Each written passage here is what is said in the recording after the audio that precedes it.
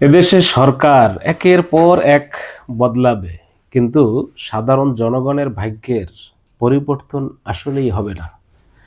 আমরা বিগত ৫৪ বছরও দেখেছি আওয়ামী লীগ, জাতীয় পার্টি এবং বিএনপি তিনটা দল বাংলাদেশে কিন্তু বছরের পর বছর যুগ যুগ ধরে এই রাষ্ট্র পরিচালনা করেছে। কেউ যে একবার ক্ষমতায় এসেছে ঠিক এরকম না, একের অধিক, প্রত্যেকেই একের অধিকবার তারা ক্ষমতায় এসেছে। কিন্তু বাংলাদেশে যত সংস্কার বলেন, যত যা কিছু উন্নয়নের কথা বলেন, সব কিছু শুধু আলোচনার ভিতরেই থেকে যাচ্ছে। শুধু জনগণের সাথে ধোঁকাবাজি ছাড়া রাষ্ট্র ক্ষমতায় যারা যায় তারা আর কিছুই করে না। এটা বাংলাদেশে জুলাই বিপ্লবে হাজার হাজার এই বাংলাদেশের হত দরিদ্র গরিব ফ্যামিলির লোকগুলো, একেবারে গরিব ফ্যামিলির লোকগুলোই কিন্তু জীবন দিয়েছে। বাংলাদেশে কোনো রাজনৈতিক পরিবারের কোনো নেতাকর্মী বা এই দেশের কোনো এমপি মন্ত্রী বা তাদের সন্তানরা তারা কিন্তু জুলাইতেও জীবন দেয় নাই। ১৯৭১ যদি এরকম চিন্তা করে দেখেন, তখনকার অবস্থাও ঠিক সেরকমই, যে ১৯৭১ সালে বাংলাদেশে কোনো এমপি মন্ত্রী, দেশের বড় বড় আমলারা জীবন দিয়েছিল।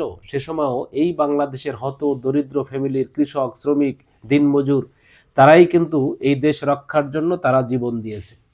ঠিক ২০২৪-এর জুলাই বিপ্লবেও ঠিক তেমনটাই ঘটেছে। কিন্তু এত জীবন দেওয়ার পরেও বাংলাদেশে এই ভাগ্যের পরিবর্তন ঘটেছে কাদের?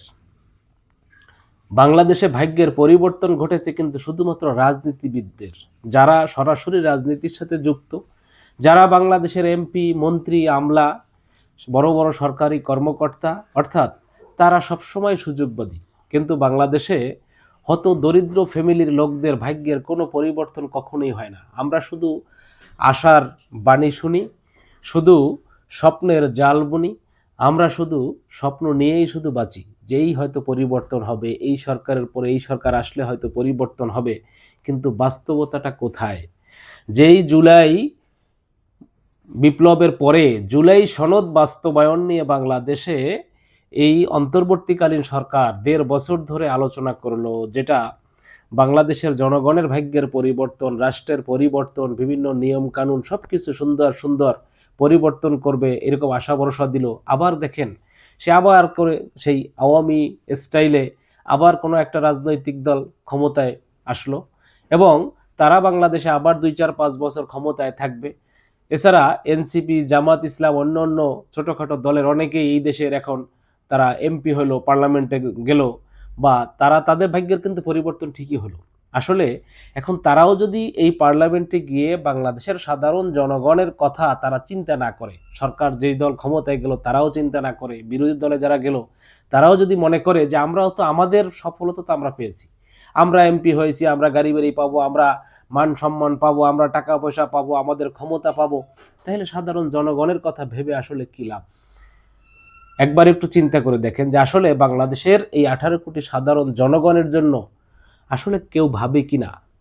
আসলে তাদের ভাবার, এই যে বিভিন্ন রাজনীতিবিদদের ভিতরে যে চিন্তা চেতনা আমরা দেখি, তারা জনগণকে নিয়ে যত স্বপ্ন দেখায়, জনগণকে স্বপ্ন দেখায়, রাস্তায় নামায়, তাদেরকে গুলির সামনে বুক পেতে দেওয়ার যে এই খেলাগুলো দেখেছি, জীবনগুলো ধ্বংস হইতে দেখছি, আসলে সব কিছুর পিছনে একমাত্র লাভালাভ এই দেশের রাজনীতিবিদরা, যারা মানুষকে, এই দেশের জনগণকে ধোঁকা দিয়ে বারবার বোকা বুঝায়, যারা এই দেশের জনগণের উপরে কাঁঠালগুলো রেখে, মাথায় কাঁঠাল রেখে তারা এই কাঁঠালের কোষগুলো খেয়ে যায়, যারা বাংলাদেশের অর্থ সম্পদ, এই সারা বাংলাদেশের ১৮ কোটি জনগণ এই দেশে ভ্যাট ট্যাক্স দিয়ে তারা দেশ গড়ার স্বপ্ন দেখে, অথচ সেই অর্থ বাংলাদেশ থেকে বিদেশে পাচার হয়ে যায় এই ক্ষমতাধারীদের হাতে। অর্থাৎ যারা যখন ক্ষমতায় যায় তারা এই বাংলাদেশটাকে একের পর এক লুটে ফুটে খাবে, এটাই তাদের চিন্তা ভাবনা। এখন যে বিএনপি বাংলাদেশে ক্ষমতায় গেল, তাদের অবস্থাটাই বা কী? তারা বাংলাদেশে আসলেই শেষ পর্যন্ত কি করবে? আজকে দেখেন তারা সেই যে তারা স্বাক্ষর করেনি, আমরা দেখলাম যে এই সংবিধান সংস্কার যে একটা পরিষদ আছে, সেখানে তাদের সেই সাক্ষরতা তারা করেনি, অর্থাৎ জুলাই সনদ বাস্তবায়নের তারা পিছনে আবার সেই কিন্তু বাধার সৃষ্টি করতেছে। আমরা বিগত ১.৫ বছরও দেখেছি, যেই তারেক রহমান বলি, যেই সমস্ত বিএনপির নেতাকর্মীরা বলি, যারা আজকে এই জুলাই বিপ্লব না হলে তারা আজকে তাদের মুখ দেখা যেত না। যারা এই দেশে প্রকাশ্যে রাজনীতি করতে পারতো না, যেই তারেক রহমান এই দেশে ফিরে আসতে পারতো না, যেই তারেক রহমান জীবনে এই বাংলাদেশের ক্ষমতায় আসবে এরকম চিন্তাও কোনোদিন কল্পনাও কোনোদিন করতে পারে নাই, সেই তারেক রহমানকে কিন্তু বাংলাদেশের জনগণ এখন ক্ষমতায় এনে দিয়েছে। কিন্তু বাংলাদেশের জনগণ কি চায়?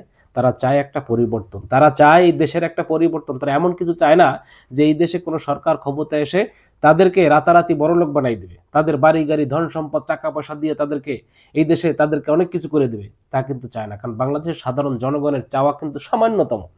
তারা চায় দেশের প্রত্যেকটি মানুষ সুখে শান্তিতে থাকুক, তারা চায় বাংলাদেশে একটা সুন্দর কায়দায় রাষ্ট্রটা পরিচালনা হোক, তারা চায় বাংলাদেশের আইন শৃঙ্খলা সব কিছু একটা সুন্দর গতিতে চলুক। অর্থাৎ বাংলাদেশে বিগত যে 17 বছর বাংলাদেশে জালিমের যে জুলুম দেখেছে, এই আয়নাঘর দেখেছে, চাঁদাবাজি, সন্ত্রাসী, দখলবাজি, টেন্ডারবাজি, খুন খারাপি, আসলে এই ধরনের বাংলাদেশে এই ধরনের রাজত্ব আর চায় না, এই ধরনের অরাজকতা আর চায় না, এই ধরনের সন্ত্রাসী কর্মকাণ্ড আর দেখতে চায় না। বাংলাদেশের মানুষ কিন্তু সত্যি সত্যি পরিবর্তনের আশায় বাংলাদেশে গণভোটে কিন্তু হ্যাঁ এর পক্ষে তারা ভোট দিয়েছে, তারা সংস্কারের পক্ষে ভোট দিয়েছে। এখন দেখলাম আবার এই বিএনপির পক্ষ থেকে তারা আবার নতুন করে নানা ষড়যন্ত্র করতেছে, এই জনগণের বিরুদ্ধে আবার তারা ষড়যন্ত্র শুরু করেছে। তারা আবার বাংলাদেশে এখন নতুন করে আবার আমরা দেখলাম যে সেই গণভোটের বিরুদ্ধেই আবার রিট চাইছে। তার মানে ক্ষমতা যেহেতু তাদের হাতে, তাদের এখন সেই বিচারকরা তাদের হাতে, হাইকোর্ট সুপ্রিম কোর্টের বিচারকরা সব তাদের হাতে, তাদের কথা মতো সব এখন চলবে।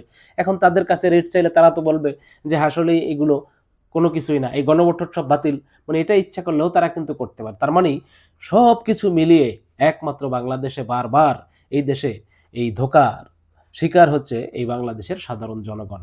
যেই সরকার আসলো বা এখন যে বিগত দিনে 17 বছরে আওয়ামী লীগের দেশে ক্ষমতায় ছিল, তাদের নেতা কর্মী চামচা আমলারা তারা সবাই এই দেশে শত শত হাজার হাজার কোটি টাকার মালিক হয়ে গেছে। তারা এই দেশে আঙ্গুল ফুলে কলা গাছ হয়ে গেছে। এখন তারা তাদের বিদায় হয়েছে। এখন তাদের কেউ আছে দুমুখী সাপ হয়ে, অর্থাৎ সে আওয়ামী লীগের সময়ও তারা আওয়ামী লীগের ছিল, এখন আবার হয়ে বিএনপির দালালি করবে। আবার কিছু লোক আছে এই বিএনপির রাজনীতির সাথে যারা এখন জড়িত, তারাও এখন আঙ্গুল ফুলে কলা গাছ হয়ে যাবে। তারা এই দেশে তারাও সেই রামরাজত্ব কায়েম করবে। এই দেশে চাঁদাবাজি, সন্ত্রাসী, দখলবাজি, টেন্ডারবাজি, খুন খারাপি, মনে হচ্ছে যেন সরকার ক্ষমতায় যাওয়ার মানেই হচ্ছে তাদের পক্ষে এই দুর্নীতি করার লাইসেন্স তারা পেয়ে গেল। যারা বিগত দিনে ওপেনে যারা চাঁদাবাজি করতে পারে না, সন্ত্রাসী করতে পারে না, দখলবাজি করতে পারে না, টেন্ডারবাজি করতে পারে না, এখন তাদেরকে মনে হয় লাইসেন্স দেওয়া হলো। বাংলাদেশের জনগণই তাদেরকে লাইসেন্স দিল, আবার তারা এই জনগণের উপরেই তারা আবার এই ধোঁকাবাজি, এই সন্ত্রাসী, এই চাঁদাবাজি, এই দুর্নীতি তারা এই জনগণের সাথেই আবার করবে। আসলে বাংলাদেশের এই জনগণের ভাগ্যের কখনো পরিবর্তন হবে না মনে হয়। এটা আমরা যুগের পর যুগ, বছরের পর বছর, শত বছর পার হয়ে গেলেও এই জনগণের ভাগ্যের কোনো পরিবর্তন হবে না। জনগণের ভাগ্য নিয়ে কেউ যে কথা বলবে আমরা আসলে এটা দেখি না। যারা কথা বলে এখন অনেকেই মনে করেন যে এই যাদেরকে বলি তরুণ ছাত্ররা, এই জামাত ইসলাম বলি, বিএনপি বলি, যারা আজকে দেখেন সবাই বাংলাদেশে নির্বাচন করলো, প্রত্যেকটা রাজনৈতিক দলের তারা কিন্তু সবাই কিন্তু কথা একটাই, সবাই কিন্তু জনগণের ভাগ্যের পরিবর্তন করবে, দেশের উন্নয়ন করবে, এই ধরনের ওয়াদা কিন্তু প্রতিশ্রুতি দিয়েই কিন্তু তারা ক্ষমতায় আসছে। কিন্তু দেখবেন যে কারো ভিতরেই এখন নতুন করে এই আলোচনা আর থাকবে না। কারণ তারা যারা যারা স্বার্থবাদী, যারা যারা স্বার্থপর, তারা তো সবাই তাদের স্বার্থের উদ্ধার হয়ে গেছে। অর্থাৎ তারা সবাই সফলতা পেয়ে গেল, তারা সবাই ক্ষমতায় চলে গেল, তারা সবাই রামরাজত্ব হয়ে গেছে। এখন আসলে জনগণ দিয়ে তাদের কি দরকার? তাদের জনগণ নিয়ে আর চিন্তা করার আসলে কোনো দরকার নাই। কিন্তু বাংলাদেশের সাধারণ জনগণকে নিয়ে আমাদের নিজেদের চিন্তা নিজেদেরই করতে হবে। এই বাংলাদেশে একের পর এক আমরা যত আন্দোলন দেখেছি, যত যুদ্ধ দেখেছি, যত এই গণ অভ্যুত্থান দেখলাম, সেই 71 দেখলাম, তাই সেই 75 দেখলাম, 90 সালের গণ অভ্যুত্থান দেখলাম, আমরা সেই 2024 সালের গণ অভ্যুত্থান দেখলাম। আসলে জীবন কিন্তু এই জনগণকেই দিতে হচ্ছে। এর সমস্ত কিছু এই দায় দায়িত্ব জনগণের পরেই পড়তেছে। কিন্তু আমরা কিছু লোককে ক্ষমতায় দিয়ে যাচ্ছি, তারা বাংলাদেশে লুইটে ফুইটে খাওয়ার পরে তারা এই দেশে ওই যা মনে চায় তাই করে যাচ্ছে। আমরা বিগত 1.5 বছর কাদের হাতে ক্ষমতাটা তুলে দিছি? যাদের বাংলাদেশে জুলাই বিপ্লবে তাদের কোনো অবদান ছিল? যাই দেখেন যে অধিকাংশ লোকগুলোর উপদেষ্টা, প্রধান উপদেষ্টা থেকে শুরু করে তাদের কোনো বাংলাদেশে কোনো জুলাই বিপ্লবের কোনো অবদান তাদের খুব একটা নাই। অথচ তারাই বাংলাদেশে 1.5 বছর ধরে লুটে ফুটে তারাও কিন্তু খাইছে। তারাও কিন্তু এখন দেখেন যে শত শত কোটি টাকার মালিক হয়ে গেছে। কেউ কেউ দেশ ছেড়ে পালানো শুরু করে দিচ্ছে, ইদানিং দেখতেছি। অতএব লাভবান কিন্তু তারাই, যারাই রাষ্ট্র ক্ষমতায় আসতেছে, সেটা দল মত নির্বিশেষে যারাই ক্ষমতায় যাচ্ছে তারাই লুটে ফুটে খাচ্ছে। জনগণের দোহাই দিয়ে দিয়েই তারা ওই জায়গায় যেয়ে বসতেছে। আবার ওই জায়গায় যাওয়ার পরেই কিন্তু এই জনগণের সাথে আবার বেয়াদবি বিট্রামতালি এই তারাই করতেছে। যেভাবে আমরা দেখলাম ওই যে ভিপি নূর, আমতারেক, এরকম বহু লোক আছে যেগুলো এই জনগণের ভালোবাসাই কিন্তু তাদেরকে ওই জায়গায় তারা পৌঁছাইছে। অথচ তারা সেই জুলাই বিপ্লবের বিরুদ্ধে যে আবার নতুন করে শুরু করছে, তার মানে আজকে তারা সেই সংবিধান সংস্কার যে পরিষদ, সেখানে কিন্তু এই ভিপি নুরও কিন্তু দেখলাম সেও কিন্তু স্বাক্ষর করে নাই। সেই জোনায়েদ সাকি যারা এতদিন জনগণের পক্ষে কথা বলেছে, সেও কিন্তু স্বাক্ষর করে নাই। তার মানে সবাই নিজের স্বার্থটাকেই ভালো করে বোঝে। তাদের এই যদি এখন বিএনপির বিরুদ্ধে তারা কথা বলে, তারা জনগণের পক্ষে কথা বলে, তাহলে তাদের মন্ত্রিত্ব থাকবে না, তারা মন্ত্রিত্ব পদগুলো পাবে না। অতএব বাংলাদেশের সাধারণ জনগণ আমাদেরকে নিজেদেরকে ঠান্ডা মাথায় চিন্তা করতে হবে যে আসলে আমাদের কি করা উচিত।